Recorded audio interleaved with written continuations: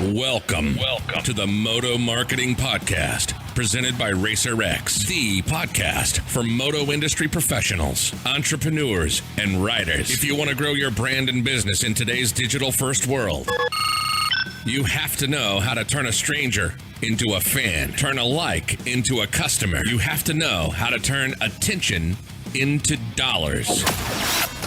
This podcast is dedicated to keeping you in the know on real marketing tactics that work in the moto world so that you grow your business and help grow the sport. Get ready to learn from the very same marketing experts trusted by Racerx, Lucas Oil Pro Motocross, GNCC, and NBC Sports. They'll help you navigate the world of digital marketing for your moto brand. This is the Moto Marketing Podcast. Presented by Racerx. What's up, everybody? Welcome back to another episode of the Moto Marketing Podcast. I'm your host, Luke Nesler. Hey, before we dive into our guests today, I want to tell you about Racerx's newest promotion. If you subscribe or renew right now, you can enter to win a set of Method race wheels and Maxxis tires. Packages worth up to $2,500. You also get sent 12 collectible 2021 Lucas Oil Pro Motocross event stickers, which is always something special to have from each one of the rounds. They're going to send it to you. So you can be sure to use our link. It's racerxonline.com/moto marketing. Pretty cool package. Method race wheels and Maxxis tires. Again, value of $2,500. So be sure to support the magazine. They're the ones that allow us to bring these really cool shows to you. All right. Our guest today, somebody that he might take the cake as the nicest individual that we've had on the show, the nicest client that we have at Impact. We got Mitch Robinson from iRide.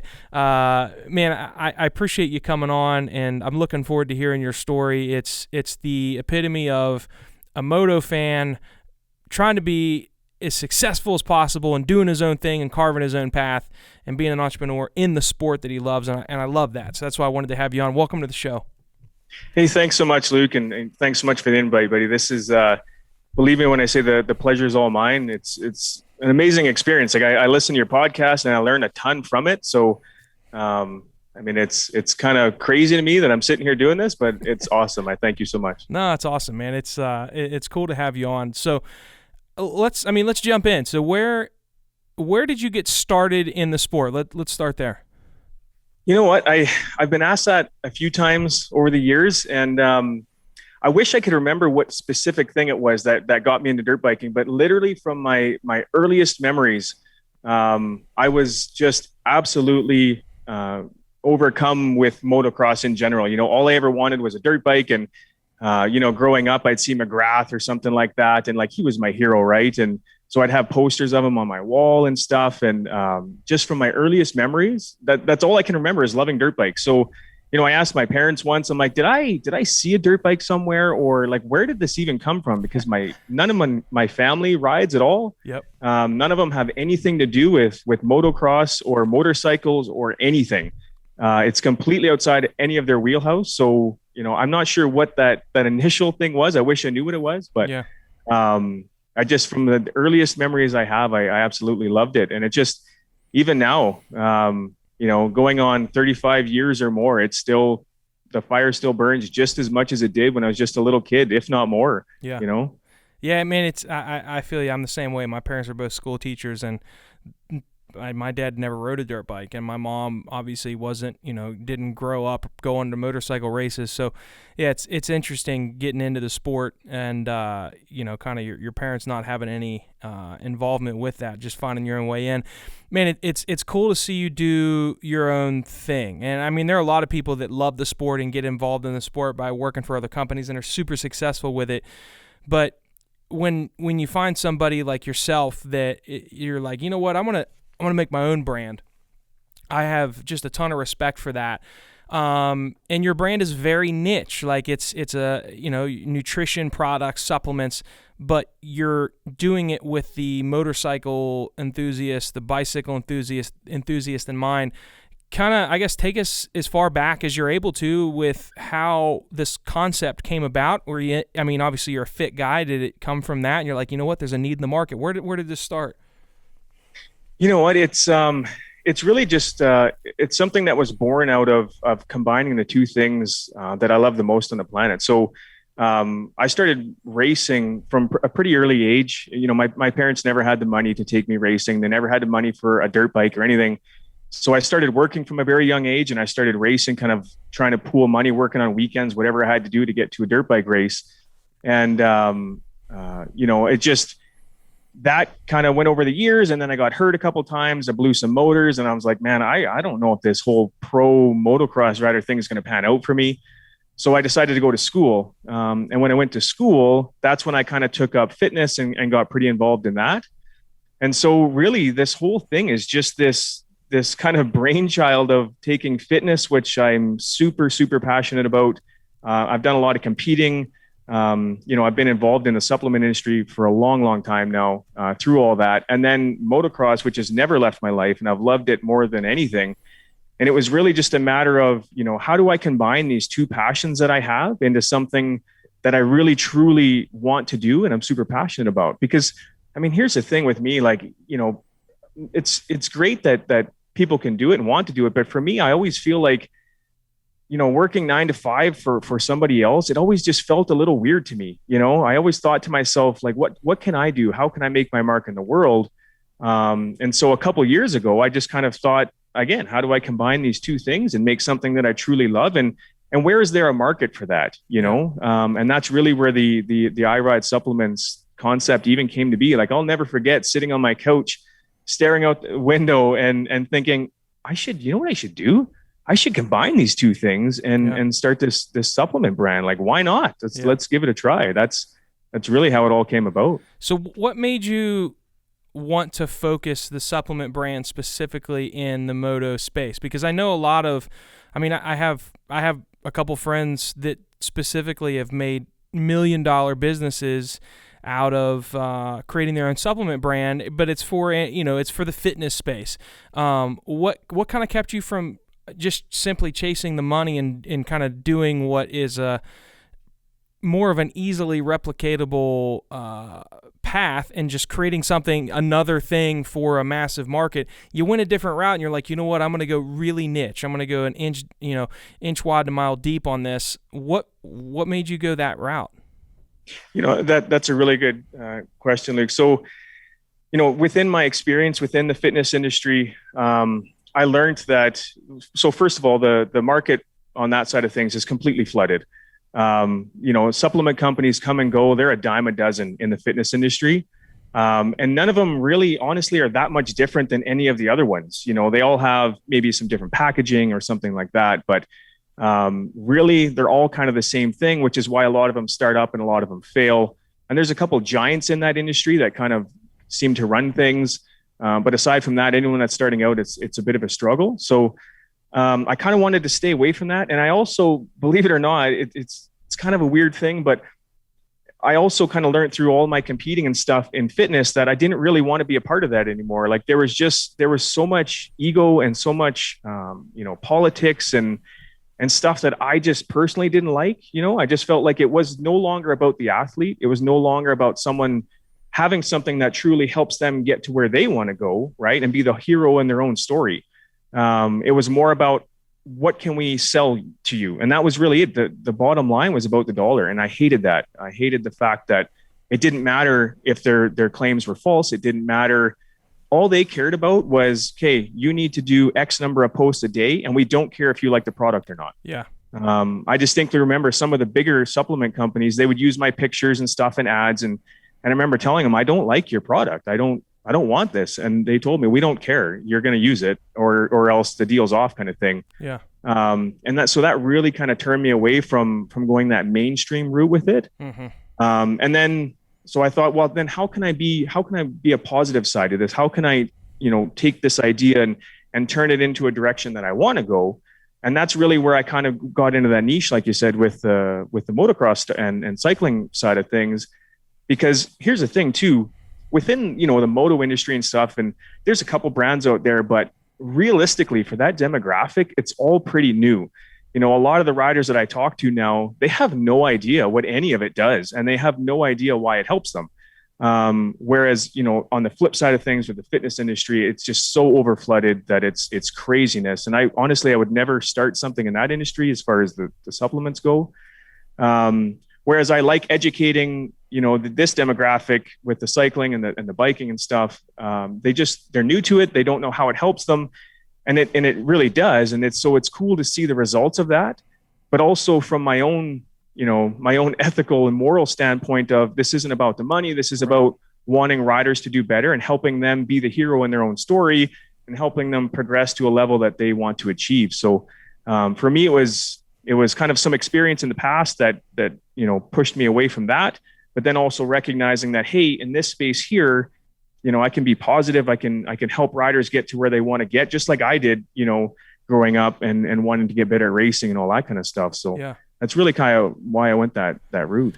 It's interesting. There are a few brands that obviously provide nutrition supplements in the sport, but nothing like other sports. And I feel like it's still a really misunderstood tool that riders don't fully comprehend how to use it, when to use it. I've seen people at the track before taking a pre-workout supplement, like a normal pre-workout supplement. Not in my opinion, and I don't know all the science behind this, but pre-workout supplements help you get a pump. Well, you don't want a pump on a motorcycle or a bicycle. Right. So, talk to me about. And I've seen on your site, you try to do some really good education around, just general training to how to incorporate your products. Talk to me about that educational piece that you see a need for specifically in this space. Yeah, and you really just hit the nail on the head there. So particularly in this space, the educational portion is so important because, again, they're so new to it that they don't really understand what it does or how it works or any of that kind of stuff. So taking, a standard pre-workout, for example, they're like, okay, well, this should give me energy. Well, it also may have things in it, like an arginine that increases your blood flow, but increases your blood flow in a way that might not assist you. So there's a huge educational piece for that. And that's really what I try to cover on a lot of stuff is I have all this knowledge built up over years of being in the industry. And for me, just being able to share that and again, to say, hey, some of this is good, some of it's not, but you kind of need to know what's what. And I'm here to help you out with that. Is definitely a huge piece to this for sure, is the educational part. So, doing videos and trying to explain things to people is kind of how I've tried to tackle that a little bit, as time permits with videos and stuff, but definitely a huge part of it for sure. Yeah, absolutely. Guys, we have Mitch Robinson from iRide Supplements on the show with us today. Really quick, want to tell you about some friends of the show, Michelin Bicycle Tires. You hear us talk about them every week. Randy Richardson. But have you checked out their bicycle tires? A lot of people don't know that Michelin got their start in 1891 by making the first detachable beaded bicycle tire. They still make some of the best products on the market today. The Wild Series, the Michelin E-Wild tire for e-bikes, the Wild AM2, the Force AM2, even BMX tires. I mean, I got a set here recently. They're awesome. The Pilot SX, the Pilot SX Slick, just really, really great tires. Also, you heard me mention the subscription renewal promo going on for Racerx. If you do that, be sure to use our link at the Moto Marketing Podcast. The link is racerxonline.com/Moto Marketing. Also, Racerx, they always take care of us. They want to hook you up with a discount. Use the code MMP30, MMP30. You can save 30% on all FMF apparel upon checkout. We appreciate Little D and all those guys over there taking care of the listeners. Mitch, talk to us about your product lineup. Tell us a little bit about it, and then I'm curious to know, when you were developing these products out, why did you pick certain things to focus on? What made you develop the lineup that you developed? So to kind of take us through that journey. Yeah, you bet. So for me, being a rider, being a racer, and having to pound out those long motos, kind of using again that knowledge that I've had previously in fitness, I kind of know what works and what doesn't work. So for me, it was really important to include things that I know help with endurance and that kind of stuff, and get rid of stuff that's junk, that's either, for lack of a better term, might be considered a filler, or that other people might have issues with. So really the lineup is just born from me saying, okay, I know that this works. I know that riders can use this because I've used it and it helps me. So, for me to be able to go out and do like a 45-minute moto at near, 95% of my heart rate, people are like, how in the world do you do that? Well, sure, there's the training part of that, your fitness program and stuff like that. Of course, that's going to be a factor. But there are also things like this that I found help. So, for example, the protein and the green, so recovery. So, especially as, riders, they ride more and then they maybe crash here and there and your recovery slows down a little bit, especially as you age.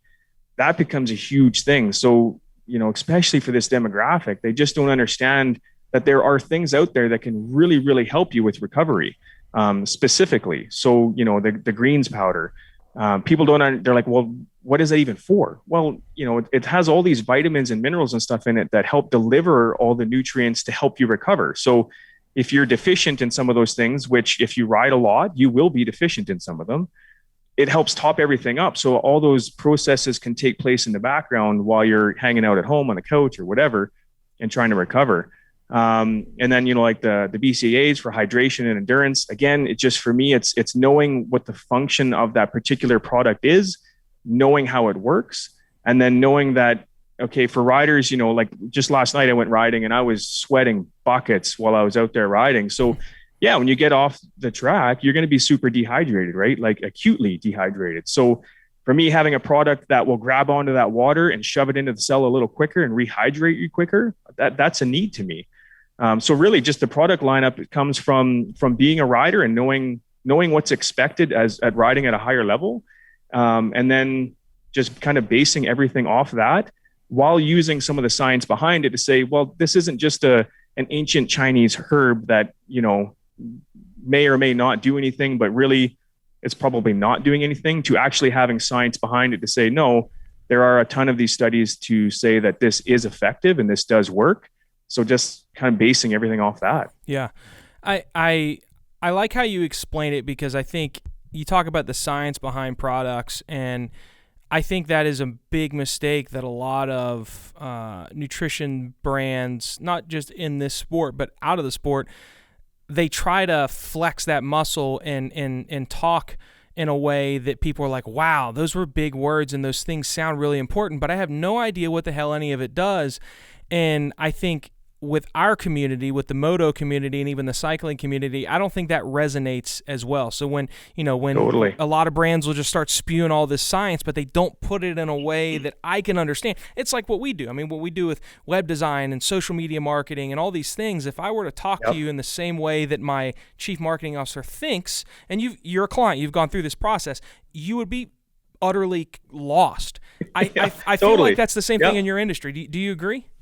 Yeah, I 100% agree. And that's, oh man, like I could go on about this for hours, Luke. So within the supplement industry, exactly that, they try and use all these fancy terms and all this stuff that nobody really understands unless you're really into it and you're kind of a nerd like me about it. You may understand what they're talking about, but the average person doesn't get it. And I mean, you can look it takes 5 seconds on the internet to see that there is so much conflicting information about everything out there, and this works and that doesn't work. And then the next week, well, now it's flip-flopped and now this one works and this one doesn't work. And it's just crazy. So, even going way back to my fitness competition days, I really, really enjoyed explaining to people how things work and why they work.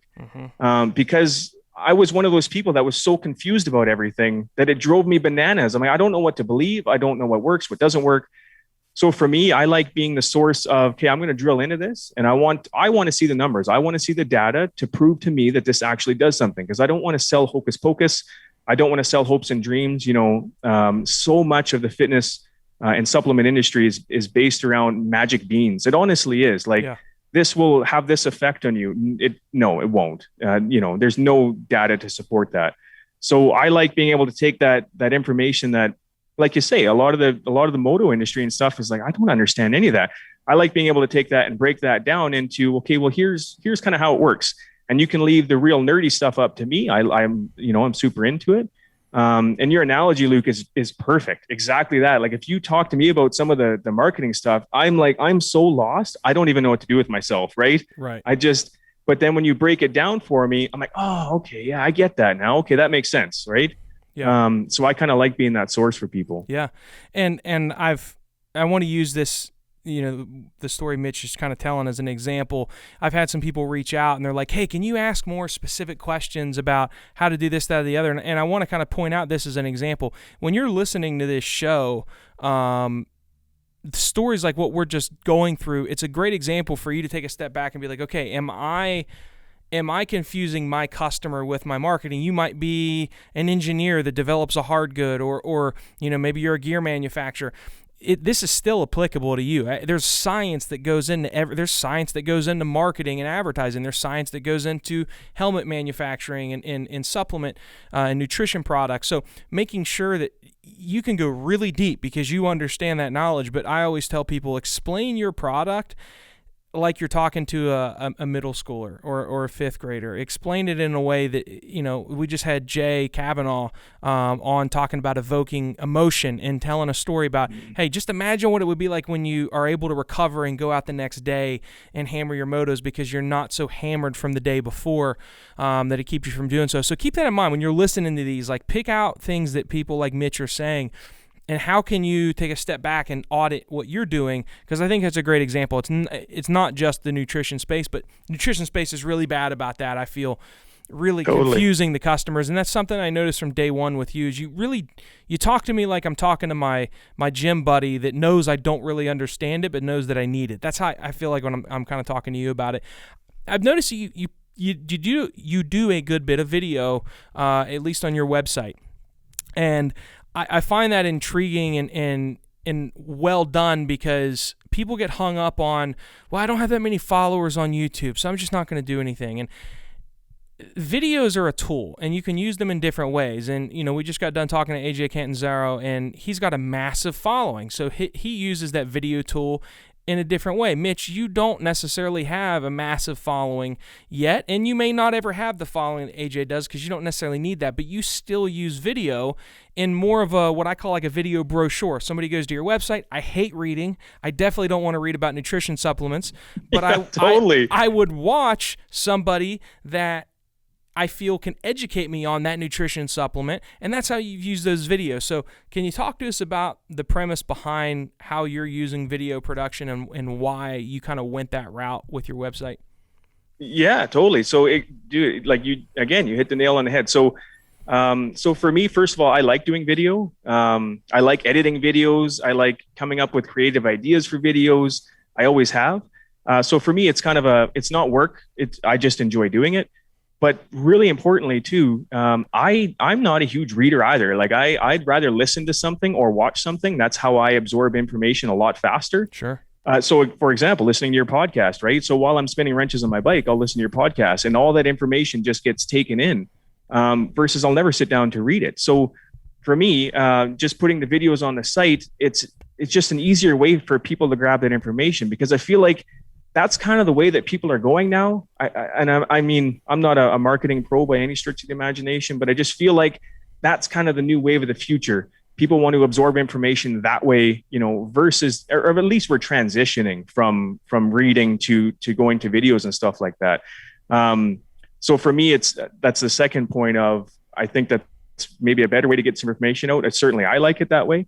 And then I think another good point is, I've really tried to look at what other people do and what they do well and what maybe isn't working quite as well. So, I mean, I'd be crazy not to go to other people's sites and to see what they're doing and give, well, okay, I like how they did that, or I don't like how they did that, or whatever that may be. But then also look at people who have done extremely well and be like, what is it about their brand that people are really grabbing onto?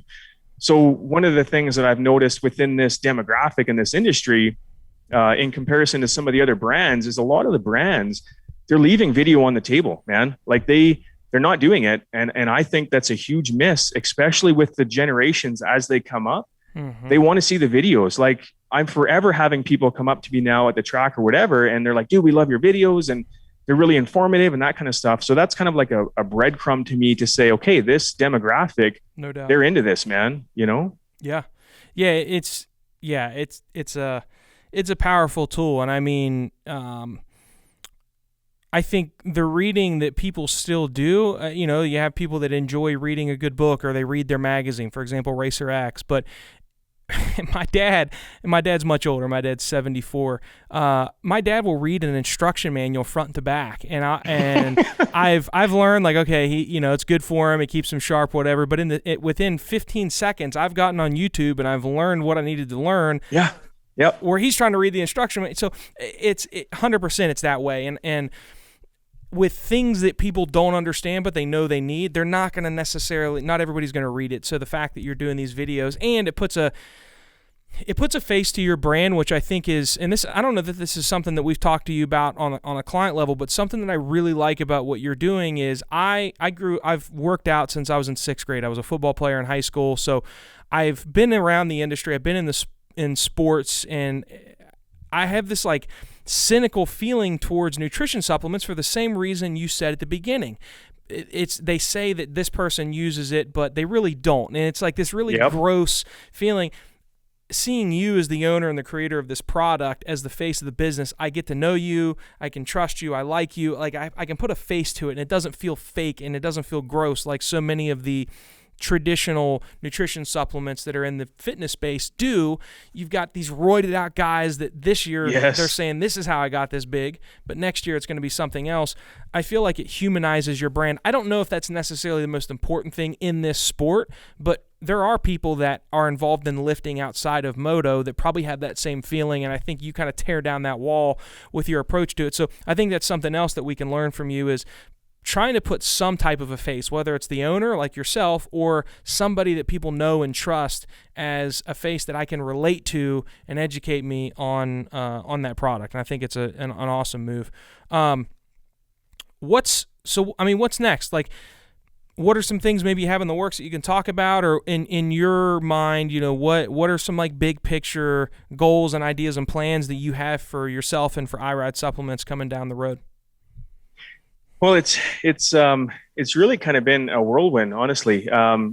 Like legitimately, when I kind of came up with this idea and I started to get into the product testing and all that kind of stuff, and I had lots of conversations where I'm like, man, I hope people buy something. You know what I mean? Like, it was like, this just seems like a great idea to me, and I'm super passionate about it. But I don't know. There's part of me that was like, I know it works and I know there's a need for it, but I just hope that it ends up going well. And honestly, it's been kind of a whirlwind. I've had a lot of people hit me up, and so into the future here, the product's going to be available in all the local bike shops around here. So awesome. They've all kind of hit me up and said, we want to run your product in our shops. And so that's fantastic. And then on a bigger scale, nationally through Canada, it's available out in Ontario through a bunch of bike shops over there. And then in the works, we also have some revisions are being made so that it can all get done and sold through the US as well. So there's going to be another distributor down into the United States that's going to handle a bunch of that. So within the next 6 months or so, it's really going to flower and expand. So I'm really excited about that. And that's then of awesome. Course, working with the impact marketing is huge. And that's something I think maybe some of the listeners can learn from my mistakes too. I'm a huge believer on, you need to educate yourself the best that you can about things, right? So for example, I'll listen to all the audiobooks I can get my hands on about marketing. I will, listen to your podcast. I'll watch videos about other people who know stuff about marketing, because I'm not a pro at it. But I also do think that there is a time when you need to recognize that maybe you need some help in that area. And I certainly have done that with the impact marketing. Like I've recognized that I need some help there. So learn what you can, but also learn when you need that help. And I'm certainly at that spot now. So it's exciting to see how that's going to work, because, I was really just throwing stuff at the wall to see if it would stick. Sure. Not really know what I was doing. And, you're not effectively using the money that you do have that way, which is not great. Right. So, learning the best you can, but also recognizing when you need help and reaching out for that help is definitely something that I've learned. That's pretty important. For sure. Yeah, we're excited to be working with you. So as we kind of wrap things up, I encourage people to go check out your site. I mean, just looking on here, just to give everybody a quick idea, you have a protein, you have a pre-workout mix, you have a branched chain amino acids, you have the greens powder. You've got something for everybody. And if people have questions about, well, what are BCAAs? Again, what I like about what you're doing is you explain them in a way that the rider can understand. I don't have to be a bro science person to get it. So what's the website is iRideSupplements.com. Anywhere else that we can follow you or any of your content to learn more? Yeah, you bet. So just on Instagram, if anyone has any questions, by all means, you can either email me, support@iRideSupplements.com. I'll answer any questions you have 100%. Or on Instagram, we're at iRide_supplements. You can, again, DM us there. We'll get to any questions that you have. If it's a question that you have, it's probably a question other people have. So we can do some content for that as well as just Fit for Moto on Instagram. That's kind of my other brand that I do with motocross schools and stuff like that. If you want to hit that up, I can answer questions there as well. And then obviously on YouTube, we have the YouTube channel and stuff. Leave a comment on a video. Again, I'm all about sharing the information, any question anyone has, even if you don't want any product. Like I just want to share the information and truly and help riders get better as they go along. So however I can help, I'm there for you. Yeah. Well, man, I appreciate you coming on, and everybody, I appreciate you listening. If you're listening, be sure to check us out on YouTube. Here's a great example of why. Mitch has got an epic mustache that you just can't experience that through the podcast. So you got to listen, and then you got to come check it out. Mitch, I appreciate it, man. I'm looking forward to doing some cool stuff with you. And man, you're a good dude. I genuinely enjoy working with you and appreciate you coming on and sharing your story, and looking forward to much more in the future. Yeah, no, the pleasure is all mine, Luke. I truly appreciate you having me on and giving me a chance to talk about this idea that I have. And I just look forward to working with you guys. I'm really, really excited about the future. It's crazy to me how this is all happening. Sometimes you just got to take a risk and see how things go. And it's been amazing. So I encourage other people to do the same, but a huge thank you to you and to Racerx for having me on. And awesome. I'm excited about the future for sure. That's my pleasure, man. I enjoy it and I appreciate it. And we'll be catching up with you soon. And everybody, thank you for listening. And be sure to subscribe and leave a comment or review on iTunes or in the comment section for Racerx. They always appreciate that. And we'll catch you guys in the next episode. Thank you for listening to the Moto Marketing Podcast. If your goal is to get real, measurable results from your marketing that will grow your company revenue, then check out how Impact Media can get the same results that they have for Moto's most iconic brands by visiting thinkimpact.com. That's THINKIMPAKT.com. Have a marketing question that you want answered on the show? Send your questions to questions@motomarketingpodcast.com. Don't forget to rate, review, and subscribe to the podcast. And we'll catch you on the next episode of the Moto Marketing Podcast.